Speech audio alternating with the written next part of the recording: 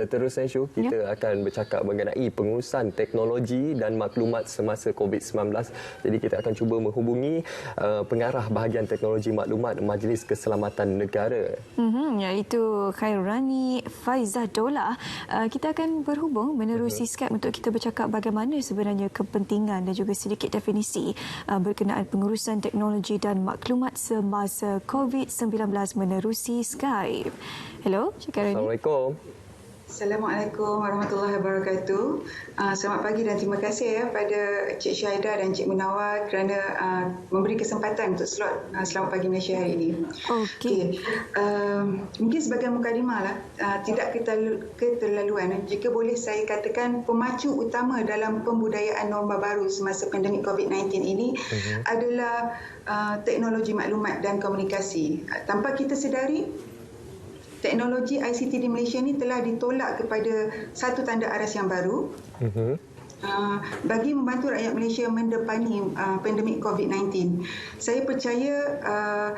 Saya percaya para penonton dan mungkin pengacara sendiri melihat bagaimana infrastruktur ICT diperkukuhkan, penggunaan pelbagai aplikasi serta dasar dan polisi kerajaan kita implement semaksimum mungkin semasa pandemik COVID-19 ini.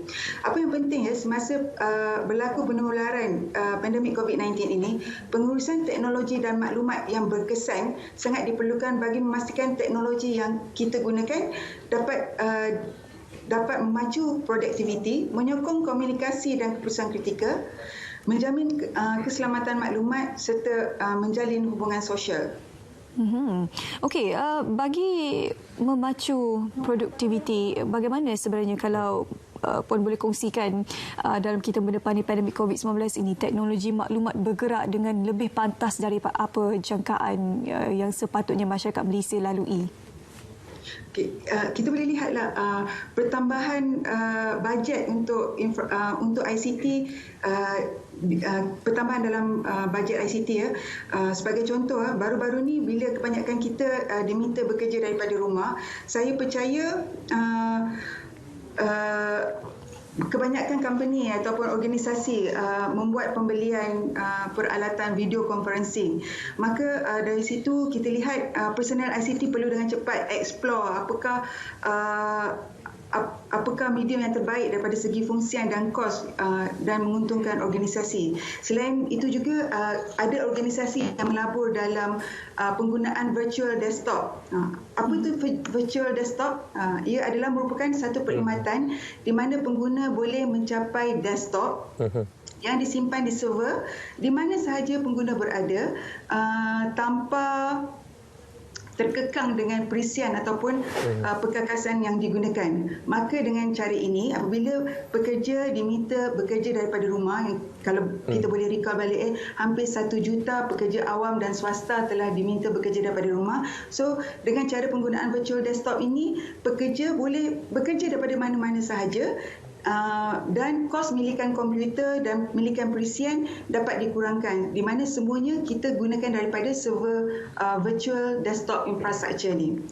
Selain itu, walau bagaimanapun kepelbagaian kemudahan yang kita sediakan ini kurang bermakna jika kita tidak sediakan capaian internet yang stabil. So kalau kita boleh recall juga kes berita tentang seorang penuntut daripada UMS, Universiti Malaysia Sabah, yang terpaksa memanjat pokok bagi mendapatkan internet coverage yang lebih stabil untuk menjawab peperiksaan atas talian. So apa yang kita lihat semasa pandemik COVID-19 ini, kebanyakan meminta agar mendapat capaian internet yang lebih stabil. Maka pihak pengurusan ICT biasanya akan sama ada menambah kapasiti bandwidth, kelajuan internet, dan sekiranya semua itu dah kita tambah baik, masih juga ada gangguan, mungkin apa yang daripada pentadbir rangkaian boleh buat adalah meneliti polisi pada peralatan bandwidth management tool. Fungsi bandwidth management tool ini adalah membolehkan pentadbir rangkaian memantau internet pengguna dan memperkenalkan polisi yang akan memberi keutamaan kepada perisian yang kerap digunakan semasa bekerja. Contohnya macam video conferencing. Semasa video conferencing berlangsung, kita akan utamakan video conferencing untuk mengakses rangkaian. Baik, Selain Puan. itu, kita juga boleh memberi keutamaan kepada IP-IP tertentu yang perlu mengakses rangkaian. Kita berikan keutamaan supaya dia mendapat bandwidth yang lebih besar. Itu adalah antara perkara-perkara yang biasanya pengurusan ICT akan buatlah semasa bagi memastikan produktiviti pengoperasian organisasi dapat diteruskan dengan baik semasa pandemik COVID-19 ini.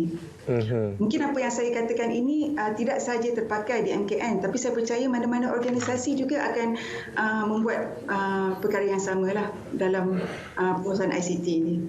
Baik, terima kasih kita ucapkan kepada Puan Khairani Faizah Dollah, pengarah bahagian teknologi maklumat Majlis Keselamatan Negara atas perkongsian mengenai kepentingan dan juga peranan pihak Majlis Keselamatan Negara untuk memastikan segala informasi teknologi maklumat yang berlaku dalam negara kita khususnya dalam pandemik COVID-19 ini berjalan dengan lancar dan selamat. Terima kasih sekali lagi Puan.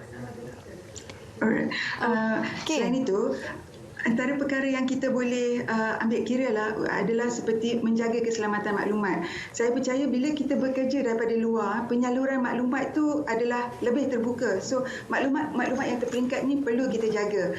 Sebagai contoh, saya percaya kebanyakan organisasi menggunakan VPN, Virtual Private Network. Saya minta maaf lah jika saya memperkenalkan beberapa jargon ICT semasa sesi pagi ni. Masih pagi, saya rasa semua masih cerah lah. Melalui penggunaan VPN, kita dapat pengguna boleh mencapai rangkaian dalaman organisasi walau di mana mereka berada dengan cara yang selamat. Di mana segala komunikasi itu kita akan enkriptkan dan penghantaran maklumat adalah lebih selamatlah. Selain itu, organisasi juga mungkin boleh menggunakan teknologi kriptografi.